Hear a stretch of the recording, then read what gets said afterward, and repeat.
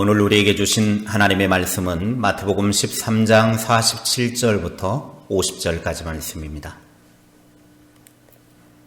제가 가진 성경 신약 23쪽 마태복음 13장 47절부터 50절까지 말씀, 다 같이 한 목소리로 하나님의 말씀 받들어 읽겠습니다. 또 천국은 마치 바다에 치고 각종 물고기를 모으는 그물과 같으니 그물에 가득함에 물가로 끌어내고 앉아서 좋은 것은 그릇에 담고 못된 것은 내에 버리느니라. 세상 끝에도 이러하리라. 천사들이 와서 의인 중에서 악인을 갈라내어 풀무불에 던져 넣으리니 거기서 울며 이를 갈리라. 아멘. 오늘은 마태복음 13장에 나오는 7개의 연속된 비유 중에서 마지막 7번째 그물의 비유입니다. 이 비유는 다른 복음서에는 언급하지 않고 오직 이곳 마태복음에서만 나오고 있습니다. 대부분의 예수님의 제자들의 과거 직업은 어부였습니다. 그렇기 때문에 그물의 비유는 제자들이 쉽게 이해할 수 있었습니다. 갈릴리 호수의 북쪽 끝부분은 이스라엘에서 가장 고기가 잘 잡히는 지역 중에 하나였습니다. 갈릴리 호수에는 최소한 25종류의 물고기가 원산지가 될 정도라고 합니다. 갈릴리 호수에서 어부들이 보통 고기를 잡을 때 가장 효율적인 방법은 그물을 사용해서 고기를 잡는 것이었습니다. 그물의 높이는 약 2m 정도가 되고 길이는 100m 정도 되었다고 합니다. 그물의 위쪽은 코르크로 되어 있어 가지고 부표처럼 지탱할 수 있는 이렇게 힘을 가졌고, 그물 아래쪽은 무거운 것을 달아 가지고 잠길 수 있도록 만든 그런 도구였습니다.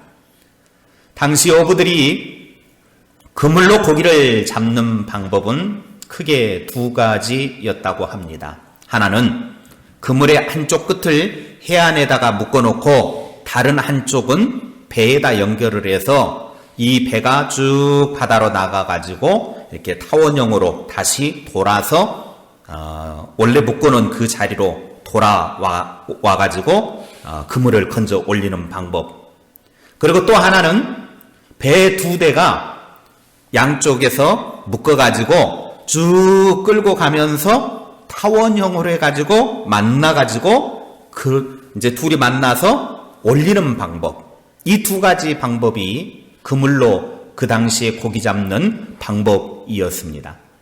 어떤 방법으로 고기를 잡든 어부들은 고기를 이제 그물에 걸린 고기를 건져가지고 그 과정 속에서 그 그물 안에는 먹을 수 있는 고기, 먹을 수 없는 고기, 또 너무 작은 고기, 수도 없이 여러 종류의 고기들이 들어있을 것입니다. 그런데 그물을 올리고 하는 과정 속에서는 골라낼 수가 없는 것입니다. 그러니까 그물을 통째로 가지고 와서 이제 벌려놓고 고기를 다 정리하는데 먹을 수 있는 고기, 먹을 수 없는 고기를 분류하고, 또 작은 고기, 너무 작은 고기는 살려주어서 다음에 또 크면 잡을 수 있도록 그렇게 다시금 바다에다 던져줍니다. 그렇게 해가지고 분리를 해서 식용고기, 식용 못하는 고기 분리해가지고 식용고기는 따로 담아두고, 그 다음에 먹을 수 없는 고기는 태워버리거나 밟아 죽이는 것이 아니라 다시 그냥 그 바다에다가 던져준다고 합니다. 그래서 최종적으로 그날의 어획량은 모든 선별 작업이 끝나고 난 다음 그때에야 이제 마무리가 될 수가 있습니다. 그래서 오늘 마태복음 13장 48절에도 이렇게 말씀을 하고 있습니다. 그물에 가득함에 물가로 끌어내서 그리고 앉아서 좋은 것은 그릇에 담고 못된 것은 내버리느니라. 이렇게 예수님은 제자들이 아주 이해할 수 있는 그 쉬운 내용을 가지고 이야기를 하니까 예수님, 그 내용이 무슨 내용입니까? 묻는 자가 없었습니다. 오늘 예수님께서 이 그물 비유를 왜 이야기를 하는지 47절에 이렇게 말씀하십니다. 또 천국은 마치 바다에 치고 각종 물고기를 모으는 그물과 같다. 천국이 이렇다. 그러면서 이 그물의 비유가 무엇을 의미하는지 49절에서 밝히고 있는데 이 세상 끝날에 이루어질 하나님의 준엄한 심판이 있을 것을 이야기하는 비유입니다. 49절 말씀 함께 읽겠습니다. 세상 끝에도 이러하리라. 천사들이 와서 의인 중에서 악인을 갈라내어. 이 말씀에서 강조되고 있는 단어는 세상 끝날에 갈라낸다라는 것입니다. 갈라낸다. 여기에 갈라낸다라고 하는 단어는 마지막 심판날에 의인과 악인을 구별하신다라는 뜻입니다. 세상 끝이 오기 전까지는 악인이나 의인이나 함께 살아갑니다. 그러나 세상 끝날에는 하나님의 심판에 의해서 악인과 의인이 분리가 돼요. 분리한 후에 의인은 영원한 천국으로, 악인은 풀무 뿌린 지옥으로 던져지게 됩니다. 여기에서 말하는 의인은 예수 그리스도를 구주로 믿고 하나님의 명령과 법에 따라 사는 사람을 가리켜서 의인이다 그러는 것입니다. 바다에 친 그물이 계속해서 안쪽으로 조여져 들어갑니다. 그 안에 있는 고기들은 그것을 깨닫지 못하죠. 깨달아 알면 밑으로 깊이 내려가서 도망가 버리겠죠. 자기 앞에 헤엄칠 수 있는 바다가 언제라도 있는 것처럼 생각을 합니다. 가끔 그물이 자기의 몸을 부딪힐 때면 깜짝 놀랄 뿐입니다. 그러나 앞으로 헤엄쳐 나가면 언제라도 바다가 있는 것처럼 생각을 합니다. 하나님의 준엄한 심판의 그물은 계속해서 안쪽으로 조여오고 있다라고 하는 것입니다. 그러나 세상 사람들은 어리석게도 그것을 알지 못합니다. 그저 언제나 자유롭게 살 것처럼 착각을 합니다. 그러면서 가끔 복음의 소리를 듣기도 합니다. 그러나 금방 잊어버립니다. 그저 세상에서 영원히 자유롭게 살 것처럼 자신의 욕망대로 살아갑니다. 그러나 기억하십시오.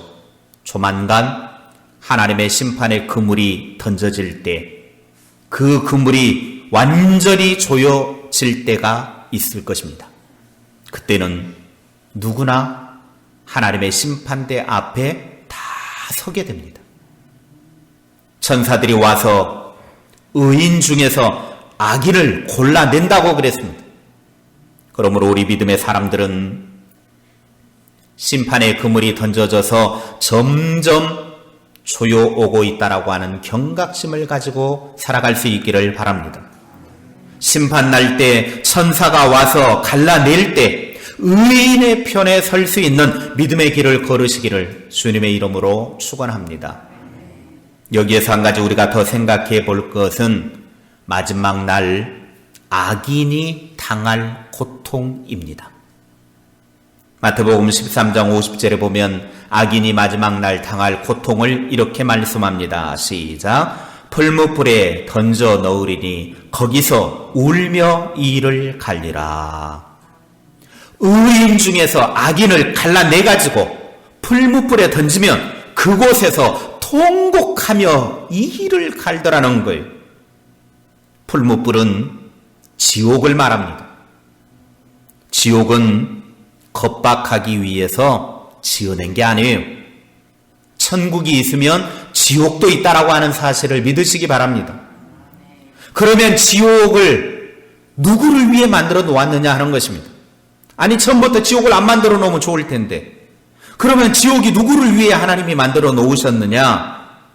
마태복음 25장 41절에 보면 지옥을 누구를 위해 만들어 놓았는지 예수님이 말씀을 하십니다. 시작. 또 왼편에 있는 자들에게 이르시되 저주를 받은 자들아, 나를 떠나 마귀와 그 사자들을 위하여 예비된 영원한 불에 들어가라. 여기에 보면 지옥이 누구를 위해 만들어졌는지를 예수님이 말씀하시는데, 마귀와 그 사자들을 위해서 예비된 영원한 불이라는 거예요. 그러니까 지옥은 원래 마귀와 그 세력들, 사탄 마귀, 그 쫄개들, 귀신들, 그들을 가두어 두려고 만들어 놓은 것이 지옥불이란 말이에요. 그런데 인간들이 하나님을 믿지 않고 마귀를 추종하고 귀신을 따르고 그렇게 마귀와 함께 사람도 살아가니까 영원토록 그 사람도 지옥에서 살게 되더라고 하는 거예요. 원래 인간은 지옥에 들어가도록 만들어 놓은 존재가 아닌데, 그 지옥은 마귀를 위해 만들어 놓은 것인데, 인간이 하나님을 따르지 않고 마귀를 따르니까 마귀하고 함께 지옥에 들어가는 거예요. 그러니까 지옥불에 들어가는 것은 내 선택에 달려있다라고 하는 거예요. 마귀의 비명소리 가득한 지옥에 가지 마시기 바랍니다. 귀신들이 득실거리는 지옥에는 절대로 가지 마십시오. 그러기 위해서는 예수님을 여러분의 구주로 믿고 하나님의 뜻대로 살면 됩니다. 지옥 가지 않는 방법 쉽습니까? 어렵습니까? 쉽지요. 지옥 가지 않는 방법 너무 쉬워요. 예수님을 믿고 하나님의 말씀의 법대로 살기만 하면 지옥 안 가요. 천국에 간단 말이에요. 그런데 어리석게도 이 시대의 많은 사람들이 예수님을 믿지 않고 하나님의 말씀의 법을 따르지 않고 마귀를 따르니까 마귀가 지옥 갈 때 그 뒤 쫄래 따라서 지옥에 들어가게 되더라는 것입니다. 그런데 그 지옥은 따뜻한 찜질방 수준이 아니에요. 지글지글 타오르는 불구덩이라는 사실입니다. 오늘 본문 50절 말씀에도 풀무불에 던져 넣으리니 그랬어요. 황토 찜질방 수준이 아니에요. 우리는 찜질방 들어가면은 아유 따뜻하다, 어유 좋다. 찜질방 들어가가지고 식혜나 한 잔 마시고 계란이나 먹고 그 수준이 아니란 말이에요. 요즘은 뭐 찜질방도 못 가지만 끝없는 고통을 당해야 되는 곳, 그곳이 바로 지옥입니다.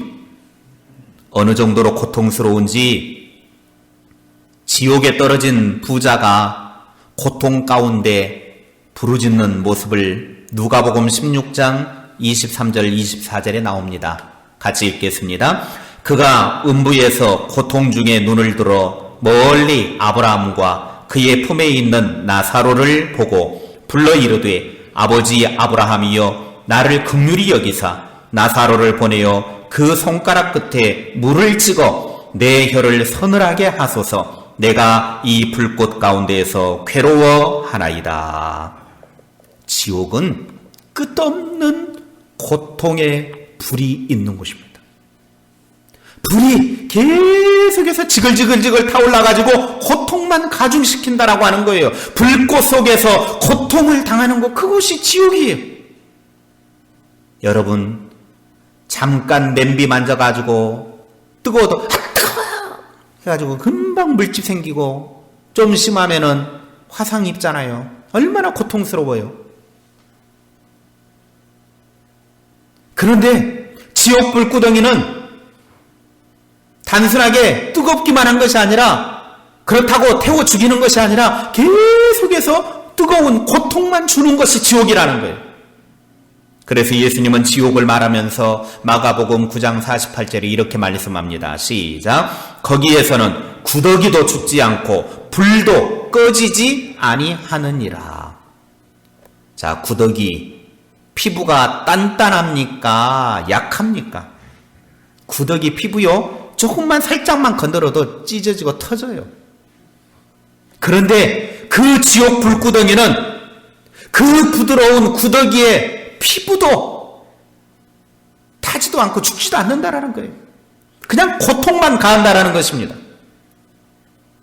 영원히 꺼지지 않아요. 계속해서 고통만, 불구덩이의 고통만 임하는 곳, 그곳이 바로 지옥입니다. 그래서 오늘 50절 말씀에도 보면 거기서 울며 이를 갈리라 그랬어요. 지옥에 들어가 보니까 너무 고통스러워서 내가 이럴 줄 알았으면 고집 부리지 말고 예수님을 믿을 걸 하며 눈물을 흘리며 이를 갈고 있더라고 하는 거예요. 이 눈물은 고통의 눈물입니다.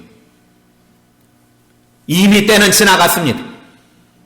늦게 후회한들 아무 소용없어요. 울고 불고 한다고 소용없어요. 이를 갈면서 원망한다고 해도 이미 소용없습니다.